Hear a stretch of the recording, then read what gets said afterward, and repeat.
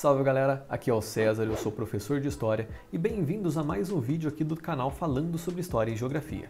E no vídeo de hoje nós vamos fazer então a correção da semana 3 do segundo PET de História da turma do segundo ano do ensino médio. Vamos lá então, primeira questão.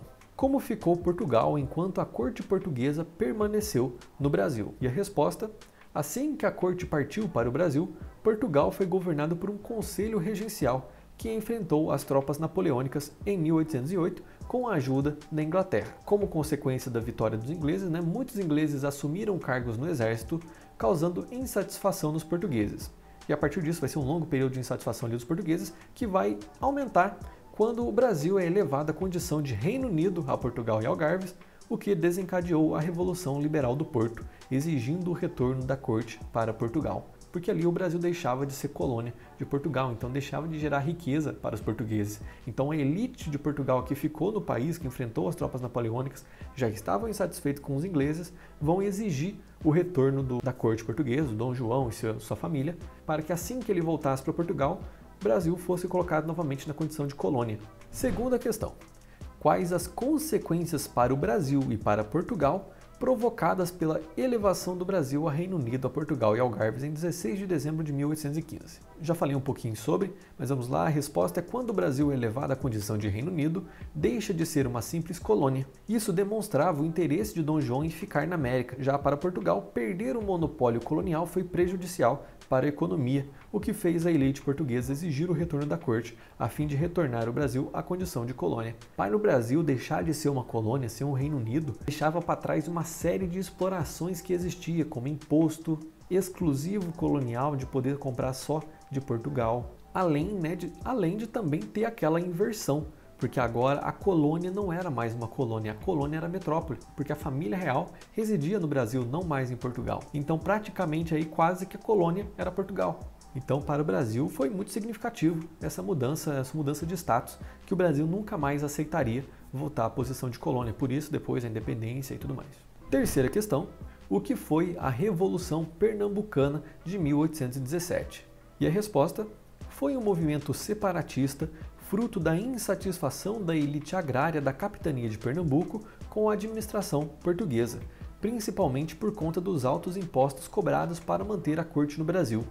Os revoltosos chegaram a proclamar um governo provisório e a convocar a Assembleia Constituinte, mas foram derrotados pelas tropas portuguesas pouco tempo depois. O Nordeste já estava enfrentando uma grave crise econômica ali, com a queda do preço de açúcar e tudo mais, e a corte portuguesa que estava aqui também não era barato de sustentar, então ela vai começar a aumentar o imposto sobre esses produtores rurais, para além de se manter aqui no Brasil, poder sustentar e enviar dinheiro para Portugal para tentar reconstruir lá. Que embora houvesse ocorrido essa inversão da metrópole da colônia, também não era o caso de Portugal ser colônia, então tinha que reconstruir lá porque vai que um dia eles precisassem voltar para a Europa. Então a elite agrária vai ficar insatisfeita de ter que pagar esses impostos para sustentar a corte no Brasil e vão tentar um movimento separatista ali, até chegando ao governo provisório. A bandeira do estado de Pernambuco vai ser feita nesse período, inclusive, mas depois eles serão derrotados pelos portugueses. Quarta questão: descreva no espaço abaixo uma comparação das duas imagens, levando em conta a ideia de que cada artista quis retratar na figura de Dom Pedro.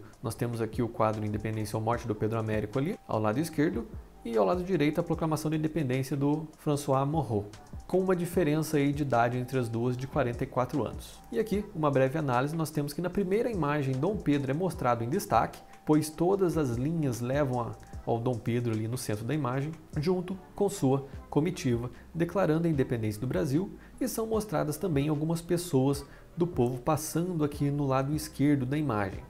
Na segunda imagem, nós temos o Dom Pedro mostrado junto do povo, que aclama o novo imperador. Essa pintura destaca mais o povo do que a guarda. Ambas as pinturas romantizam o fato, retratando um Dom Pedro heróico e único responsável pela independência. Mas a principal diferença aqui das duas é a participação popular. Embora a da direita tente mostrar um Dom Pedro mais carismático, com o apoio da população e tudo mais, a imagem da esquerda ali do Pedro Américo já mostra um Dom Pedro soberano, com a sua comitiva, com os soldados que não existiam à época ainda, mas que o Pedro Américo quis retratar, colocando ali um posto heróico para o Pedro I, ele erguendo a espada e tudo mais, como se fosse o herói do Brasil. Até porque ele foi contratado também pelo Pedro II, filho do Pedro I, para que fosse uma imagem que exaltasse a figura do pai.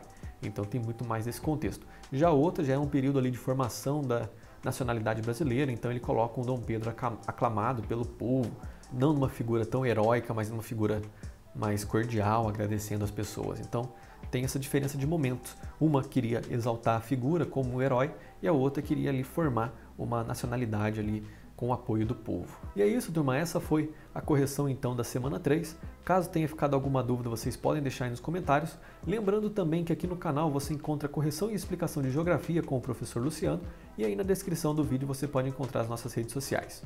E é isso aí, nos vemos semana que vem na próxima correção. Valeu!